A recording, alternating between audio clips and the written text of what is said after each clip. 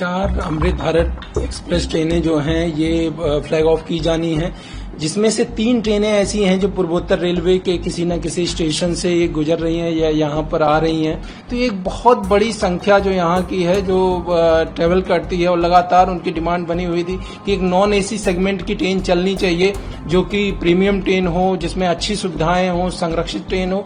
तो उसको ध्यान में रखते हुए यह ट्रेन चलाई जा रही है और इसका लाभ इस पूरे क्षेत्र को मिलेगा, यहाँ के यात्रियों को मिलेगा, उनका आवागमन सुगम होगा और बेहतर होगा।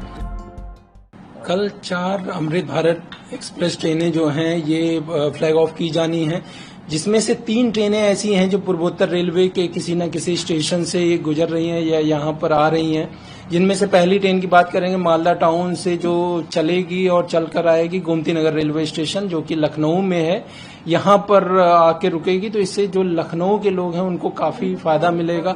ये जो अमृत भारत ट्रेन है ये नॉन एसी सेगमेंट की एक प्रीमियम गाड़ी है जिसमें सभी प्रकार की सुविधाएं हैं, और ऑलरेडी जब पहली जो अमृत भारत ट्रेन चली थी वो इसी रूट से, अपने रूट से, पूर्वोत्तर रेलवे के रूट से चलाई गई थी, और उस दौरान आप सभी ने उसमें ट्रैवल किया था, उसका एक्सपीरियंस भी लिया था, किस प्रकार के उसमें सुविधाएं हैं आप सभी ने देखी हैं। तो ये 4 में से पहली ट्रेन मैंने बताई। दूसरी ट्रेन जो पूर्वोत्तर रेलवे से होकर जा रही है वो है दरभंगा से गोमती नगर।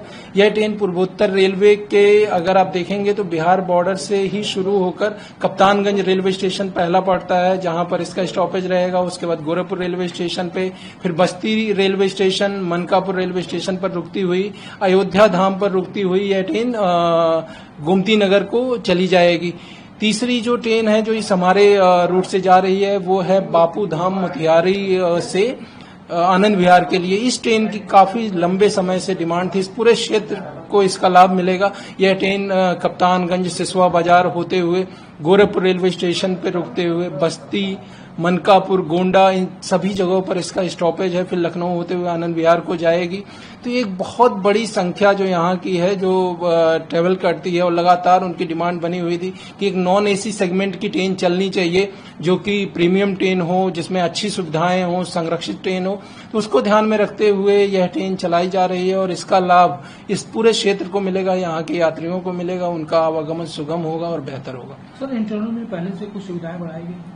बिल्कुल, इस ट्रेनों की जो सीट्स हैं अगर आप बात करें तो उसमें जिस प्रकार के सीट कवर्स लगे हैं, जिस प्रकार से उसके फ्लोरिंग बनाई गई है, जिस प्रकार के उसके टॉयलेट्स डिजाइन किए गए हैं, वो सभी प्रीमियम ट्रेन जो वंदे भारत स्लीपर ट्रेन बन रही है उस कैटेगरी के सारे जो है इसमें सिस्टम डेवलप किए गए हैं। बहुत ही सिक्योर ट्रेन है। और अभी जैसा मैंने बताया कि पहली अमृत भारत ट्रेन जब दरभंगा से उद्घाटन विशेष गाड़ी अयोध्या के लिए चलाई गई थी तो आप सभी ने उसमें ट्रेवल किया था। इसमें भी जाकर आप लोग देखेंगे कि किस प्रकार से रेलवे ने इतनी उत्कृष्ट सुविधाएं इन ट्रेनों के लिए दी हैं जो कि नॉन एसी सेगमेंट की प्रीमियम ट्रेन है, और एक लंबे समय से जो यहाँ पे यात्रियों की मांग थी उसको पूरा करती हुई ये ट्रेन चलेगी, और उनको जो यात्री हैं उनको बेहतर आवागमन का एक सुलभ साधन उपलब्ध होगा।